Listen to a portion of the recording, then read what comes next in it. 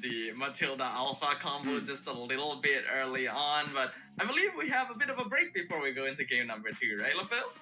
Oh yeah, so let's get to a break, because after this, we gotta see, can RRQ Hoshi come back?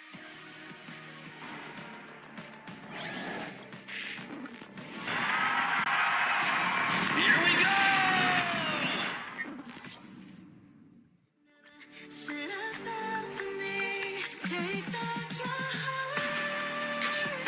Take it back.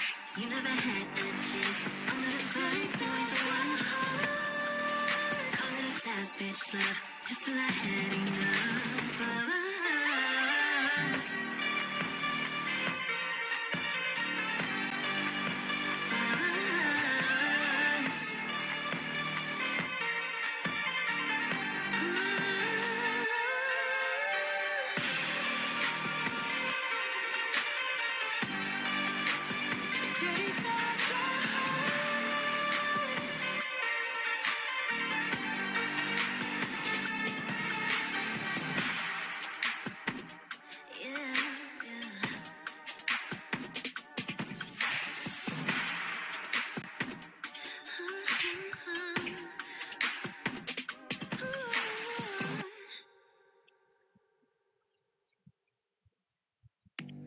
I'm the type of girl that turns logic into utterance.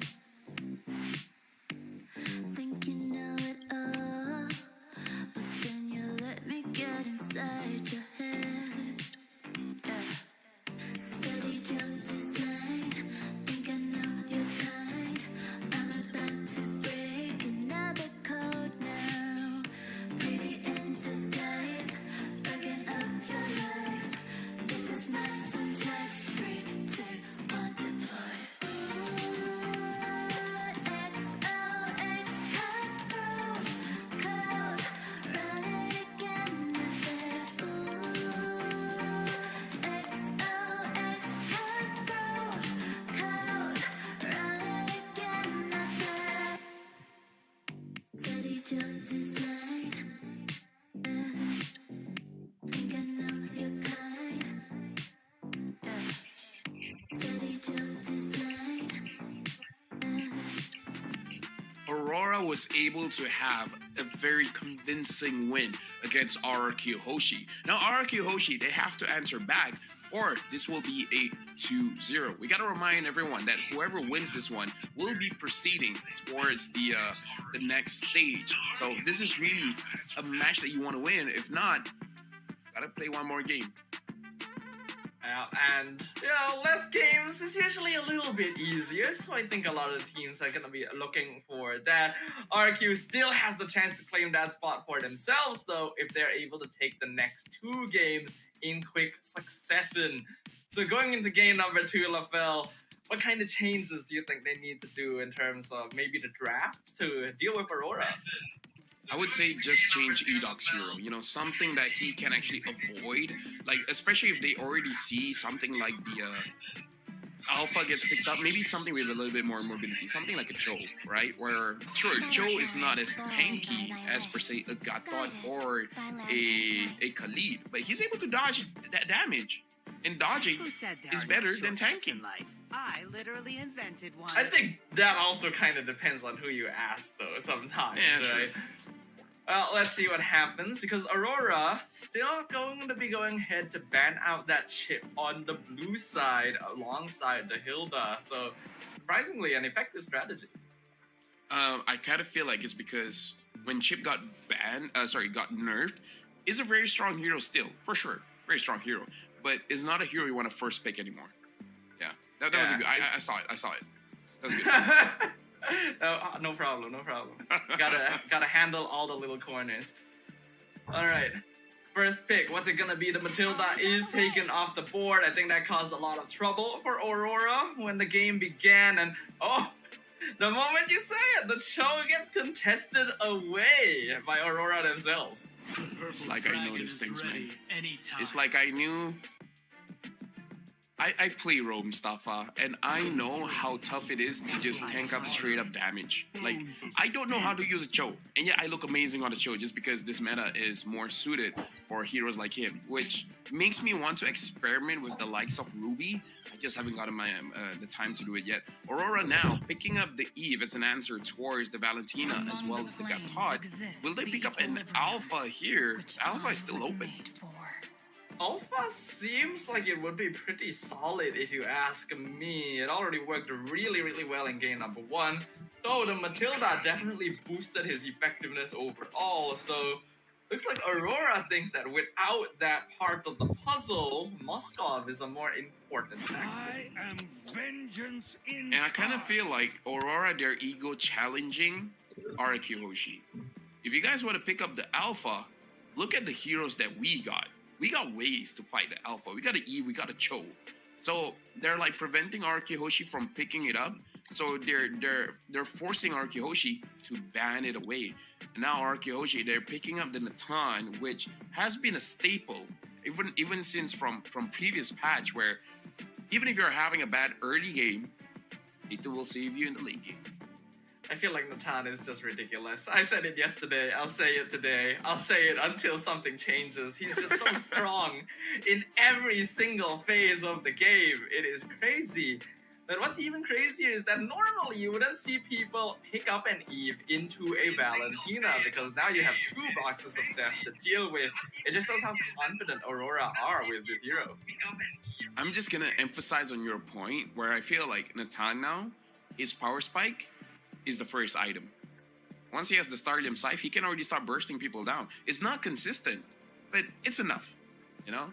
So that just shows how strong it is. Now, RRQ Hoshi, they ban out the Fennec, but Aurora, they themselves ban out the Alpha, which I thought it would force RRQ Hoshi to ban out. But maybe something with this Natan pick makes Aurora feel that an Alpha is still possible for RRQ Hoshi. If they're going in this direction, it seems like both teams are just thinking of going for the Assassin v Assassin jungle here. Or Fredrin. I hope not, but Fredrin. Fredrin. Yeah, I don't think so. If you're going for a Fredrin, you want to have just straight up a whole bunch of damage everywhere else. And I'm not really seeing those kind of drafts yet. But now RRQ Hoshi, they're banning out the Joy, so they agree with what you're saying, Staffa, because a Joy on Aurora is going to be pretty good because the Nathan is pretty strong, but the Nathan doesn't have consistent dashes. So once the Joy starts dancing, Nathan starts screaming. I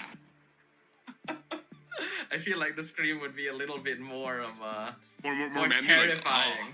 Like, And I feel like it'd be more guttural. No, that's No, that's correct. That's exactly what Natan sounds like. Alright. not really how it looks like, but okay. Okay. Let's speculate about this. I was talking about the Fredrin, and now they ban out the Alpha and the X-Borg, both being very famous of chunking down tanky, beefy boys. Or girls. Not discriminating. Yeah, we have to be inclusive here. Gatot is one of those beefy, tanky boys. Or girl, we don't discriminate. So without the Benedetta, we have actually been starting to see a little bit more Benedetta again in the EXP lane in recent days to kind of match the macro of certain other teams. So, okay, let's see where this goes. So the Benedetta pickup is pretty hype. And the Eve, okay, I mean, like we said, Yoe is going to have a tough time with the dives, but we saw what happened in game number 1. He might be fine, right? He might be fine. Now, Aurora, I'm more interested to see. Baik. Did I not call it, Staffa? You Did I did not call call it. it? You did call it. That's why we call you LaFred. No. Apa I'm enggak? the failed Salah analyst, ya? all right? The draft speaks loudly. Now, RRQ Hoshi, last pickup here. They kind of need some kind of physical damage unless this Benedetta is going for a Apa damage boleh? build because they already have a lot of magic damage. They need a little bit more physical. And they kind of need a tank killer as well, which is kind of difficult. Oh, they're picking out the Yeah. Bane. I was thinking That's about actually the quite Bane. solid pick. Yeah, because you probably do need a fighter jungler to deal with Redrin. And then if you can handle the dive somewhat, then it would be really, really good. So the Bane seems like a pretty solid pick up there. But we're seeing slightly different compositions here going into game number 2. What do you think, Phil? Looking at RRQ Hoshi, they want to fight with a little bit more control. We gotta see what Dyran picks up as his battle spell as well. Will it be the Revitalize or will it be the Petrify? But having the Bane makes it so that you're kiting around, right? You're moving backwards and you're letting Benedetta do her own thing in the back line. Because if they dive in with the Deadly Catch, you're able to push people away, creating more space for it in the time. So for RRQ, it's a draft for Skylar.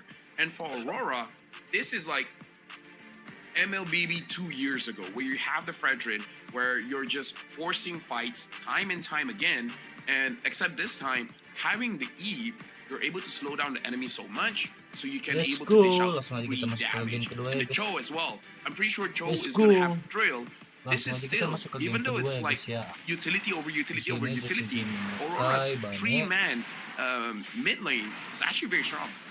Yeah, I can totally see where you're coming from there as well. So now that we're back in the land of dawn for game number 2, ladies and gentlemen, I feel inclined to remind you of the stakes, because if Aurora are able to take one more game, they immediately qualify to the next stage of the Snapdragon Pro series. RQ needs to do everything in their power to stop their tracks. Right now, we got to do a little Ini bit of house kalau cleaning Buram here. dari But sana ya first of guys all, ya. I'm looking at the Yang di gold ESL lane nya. here, and it looks like Dominkite is actually having priority over Skylar. Something to note here is that Dyran is going to be using Guys, yang the mau Revitalize. ngemen. And looking at Dyran's Bisa. talent setup, looks like it's going to be a little bit more aggressive, having the drill as well as the Wah, untuk spellman thing. Speaking of aggression, though, down here, Edoc and Skylar both already taking a lot of punishment from Yue, Yue laninnya and bagus banget, Renegade. anjing. Edoc not really catching a break this series. In game 1, he was getting abused pretty hard in the first few minutes, too. Oh, and something we haven't highlighted, Renegade, Cho is his hero, man. Like, True. no matter which lane he goes to, if he's playing jungle, EXP, or whatever, if he's using the Cho, then Reggie fans, they don't have to worry Wah, about anything. Skylarnya Ooh, mati, there we Cok. go. A Princess Wrath. Oh. Love to see it. Just turns Skylar into a pile of Beres. mush for first blood. You say love to see it. I would say Udah, debatable. Lembek It aja. depends. I mean, Which if you're on the side? receiving end, you know, Yeah. then you won't see it before Bisa you're sih. turned into a pile of mush. So it's fine. Yeah, honestly, Fredrin is a TikTok Ujinya favorite, di- man. Ini Cok, Like so many ditempelin sama clips cowoknya. of 4,000 damage on the Princess Wrath. It's like, oh. Even I have a Disgusting. TikTok clip on Fredrin. That's how you know Oh, there's really? a lot. Yeah, I do actually. Kalah Cok sama Oh, Cici, no. anjir. Well, there you go. You got the Chos, you got the Fredrins. So Sekali now lagi with sekarang, RRQ Cok. Hoshi, they're still fine because Susahnya their ler lah. comp does scale up, so it's okay. Having Yue, Skylar die Yue. there is kind of not Ah, okay. ya, magi kayak lu ya. Yeah, Yue continuing his control of the skies from the last round by taking out Skylar himself in the bot lane, despite it being a 2v3. That real world manipulation being able to extend all the way under tier 1. And now we can see why they picked up this hero despite having the face of Valentina. Yeah, Yue now as well. In the previous game, he was basically untouched. Perhaps the same thing can be said about this game because looking at how Renegade is moving around. Oh, now he did Kite as well. Kelas Jin. A Deadly Catch able to stop Demon Kite from going forward. Coba, Entropy allows Skylar to walk back as well. That means that Aurora cannot continue their pursuit here, so RQ with some breathing room, but unfortunately they found Rins, though with the Purify, he is fine. Do you worry if Fredrin comes back to the meta, Staffa? Well, we haven't seen him in a long time, so I actually don't mind seeing him a little bit. What I do worry about is if we see nothing but Fredrin. Okay. You know what? I'll agree with you there. Fredrin is fine. Not every game, Fredrin. Speaking of every game, looking at the top lane here, it looks like Darwin gets punished so hard, and now Demon Kai goes to the jungle. Not able to get his own purple buff. Avatar the Guardian a bit too late and the way of, Oh. oh wow, he just gets kicked back into the Appraiser's Wrath, and Mati, Demon Yue. Kite has some takoyaki Lu- for Yue dinner. nggak mati. Unfortunately, Edok and Nice. Skylar in the front line Nice. finally picks up Yue and are able to walk back into their own tier 1 to be able to stay Nice. safe from the rest of Aurora. Ini PR anjing. I mean, so far, Aurora is having amazing control. 1.5k gold ahead. And Demon Kite, he's basically 80% HP here. He's completely fine with contesting the turtle again. And again, Frederick is one of those turtle contests that is very hard for you to really do anything. Especially as a Bane that lost his purple buff that doesn't have red tree. Yeah, this is going to be a free turtle for Aurora all day, every day. RRQ understand it as well, and we can see them already shifting to defensive positions. Ren J looking for Skylar, not able to find him, but with the wave cleared up, Domenkite not going to be able to find too much more gold off of it. Dyren wants to look for an ult, but without Petrify, he's not really able to set up, so Aurora just gets to walk away. Looking at the goal leaderboard here, both side laners for Yeah, Aurora this is skill actually doing throw. very, very well. Now, even the jungler, they're shifting between Demon Kite as well as Sutsujin, but really a big difference here. 3.7k for the Moskov, and Skylar is nowhere near. Yeah, that is not a good sign, because we literally mentioned earlier, Nathan as a hero just is so strong in general throughout the game, and Aurora knows this. So a lot of additional pressure has been put on Skylar's lane in particular, just to make sure that Doming has a great time. And they're like, oh, we heard you're strong, but are you 1v3 kind of strong? It looks like not really.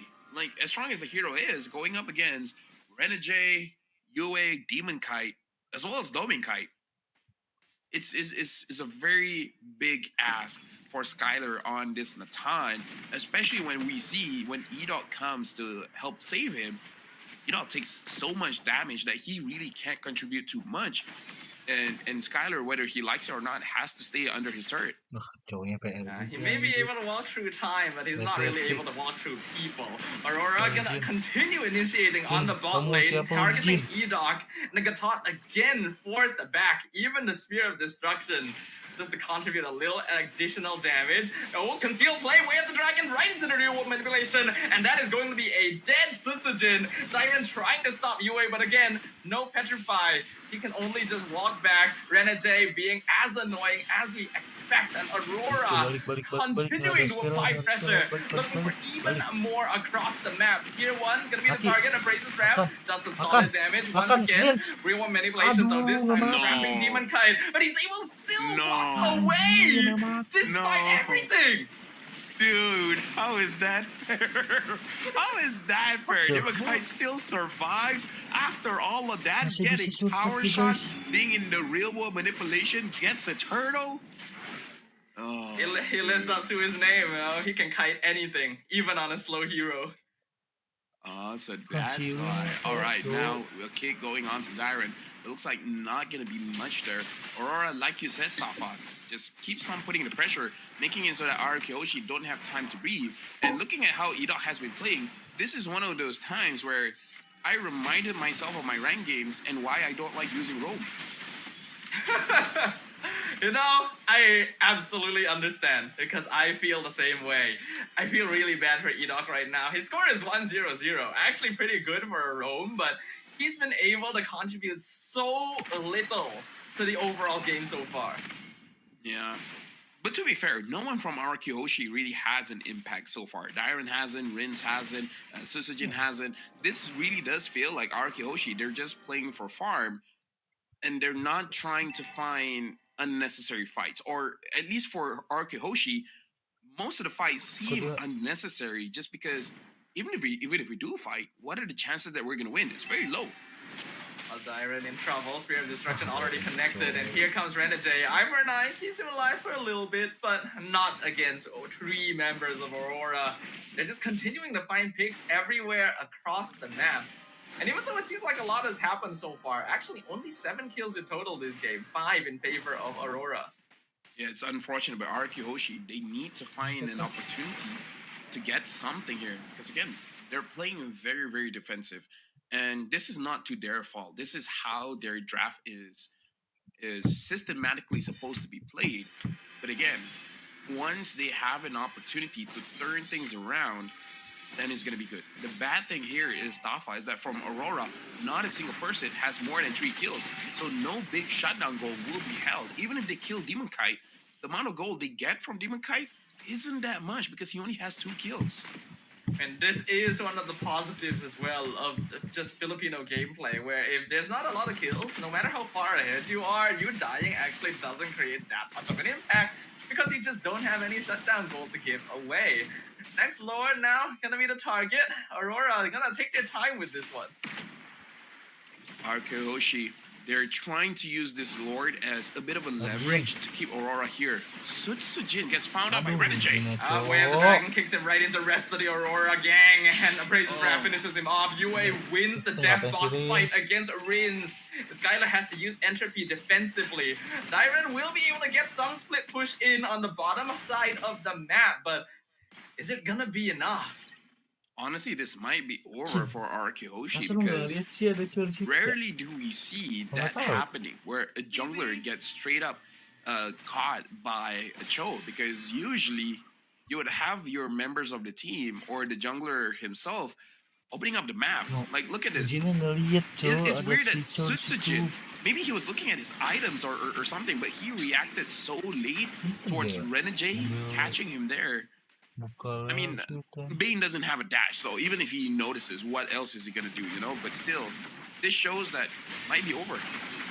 Renegade actually caught out between all 5 members, but survives on 10% HP, even after everything. With all the resources spent, Susujin just barely able to secure his orange buff. I mean, if this keeps on going on, Staffa Aurora looks like they have the first ticket to go to the next stage. Right? They can do it. RRQ only with 2 kills, down by 5,000 gold. I don't think Skylar has the Holy Crystal just yet. And at this point, he might need the Divine Glaive as well. It's a complete reversal from what we Bisa- saw bisa in their match bisa- against bisa- Fnatic Onyx yesterday. Aurora showing them how it is done. The wave are gonna be a beautiful 3-man flicker Chikundo knockout right into the real world manipulation. No one can be doing some damage as Siren comes in with the electro final blow, but he's not able to really do anything at all. Vengeance gonna be soaking all of that up. Aduh, And now Domenkite is in the nah. base. He takes a double kill. Only leaving Rims alive. This is the opening Aurora wanted. 3v1. They're gonna push Play, straight bro. down mid and look to end game 2. Coaches and gold laners would say that what Domenkite did was a mistake. But the dopamine you get from doing that cool of a play, I'd say it's worth it. It's worth it. I Maybe mean, he like, should rename himself to Dopamine Kite. Cok. Ujin nggak main sama sekali you're a anjir. goddamn genius, Tafa. Nggak empat. I didn't even think of that. Dopamine kite. Oh, that's. You know what? There you go. You know what? Yeah. I approve. Cowoknya nyari Ujin mulu anjir. Nice. I got approval, guys. Happy about that Nice. one. Ooh, Edward in. Oh, Edward died.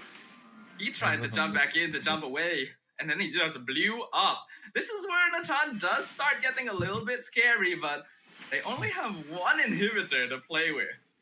Yeah, but you know that's good. First you kill the gold laner, and then you kill the EXP. So there's a chance. Like if you're in RQ's position, any good thing that happens, you just gotta take it, right? If your manager buys you a burger, you're like, we're losing, but at least we get a burger. You gotta be happy with what you got. You know what, LaFell? You are absolutely right. Sometimes you just gotta appreciate the little things in life. And right now, any little victory RQ can get, they gotta hold on to and turn into a snowball. Yeah, right now RRQ, they're probably talking about, you know what, a burger is great, but you know what would be even better if we can steal this Lord away. The problem is they can't move forward. They don't really have a lot of avenues to come and check this Lord. And it looks like Aurora wants RRQ Hoshi to come in. Never mind, they're bursting it down. Yeah, they know that Defend they kah? know that RRQ is not gonna Bisa sih contest at defend this juga. point. It would be Lot a little bit 12. suicide to try and jump into that because Aurora still has a tinggal pretty satu. big network lead at this stage. They're just trying to hold because if they Bisa steal sih. RWM with Deadly Catch, Kalau their tadi base di tengah defense is masih actually bisa. not bad. Ditarik yeah. ke Honestly, atas not bad. slotnya, And Cok. looking at the gold here, Skylar has caught up, only differentiating by 1,000 gold, so it is still okay. It is good. RRQ Hoshi, this is probably the strongest position that they can be in because, like you said, the wave clear is very good. And it's on Aurora not to make the mistake because the deadly catch, the damage coming in from the Natan, they can do something here. RRQ Hoshi can do something here. Absolutely, but that'll depend on them. The Lord is crashing in. They're taking a good amount of damage. Edok in a lot of trouble. Avatar the Guardian forwards. Maybe should have used it defensively, but he is actually able to survive and clear the minion wave for now. With manipulation being used by Rins to actually deal with a lot of the minions coming in for Aurora and even take out Yue at the same time. RRQ Hoshi are able to survive to fight another day. Yeah, that was good, but now another wave is coming. Can they do it again? Now, Rins dashes in, gets hit with the Spirit Misery. Unfortunately, no stun here. Dyron's still alive. Skylar uses the Purify, but the minion wave comes on in. The crystal is wide open, and because of that, Aurora will be your first team moving on to the next stage of the Snapdragon Pro Series MLBB. Yep, they'll be going for the challenge season. And again, this is a spectacular performance from Aurora. If we're gonna say bad things, unfortunately, game number 1 and game number 2, both Edok as well as Sutsujin really didn't have a good match. Dyron as well, I kind of feel like Dyron just straight up lost the laning phase against Edward because talking to professional players, Edward is one of those lane bullies that is really hard for anyone to overcome. You could tell that he was having a pretty good time there. CC as a hero does deal with a lot of EXP laners 1v1 quite easily. The Benedetta meant to try and open up the map a little bit more for RRQ, but without Petrify means that he's not really able to set up team fights. And so a lot more pressure again goes on to Edok, who really wasn't able to create the space his team needed. Yeah, right now, honestly, looking at the situation here, RRQ just has to figure out why they were so oppressed, right? And I feel like this is just Aurora winning. I want to say mechanically, but the best way to describe it is that Aurora won the laning phase. Edward won the EXP lane. Dominkite was able to control the gold lane, and then the mid trio coming in from Demon Kai, Yue, as well as Renegade, they were able to stop the rotation coming in from RRQ, and at the same time apply a lot of pressure onto Skylar. So this is Aurora just saying all of our heroes counter what all of your heroes wants to do, and then we're just able to control you every step of the game.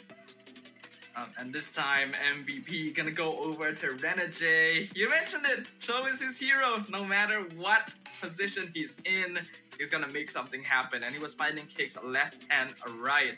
Unfortunately, Sutsujin being the target of a lot of these because for the second game in a row, the front line on the side of RRQ really wasn't doing much to stop Aurora from just running them down.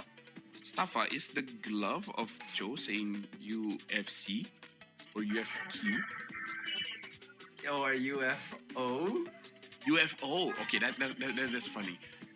Joe's glove says UFO. Let's go with that. That's funnier. But now looking at the damage dealt again, Aurora just piles on the damage, and I kind of feel like this will grab the attention of many professional teams. Because Aurora has showed to us how strong the Veil can be. And now they're showing that the Fredrin might be able to be in the meta as well. And Renegade having that Cho, we were talking about it before the drive even started, Cho is pretty good going up against what the meta is showing. And Renegade showed, it's like, yeah, Cho is amazing. I mean, we always know that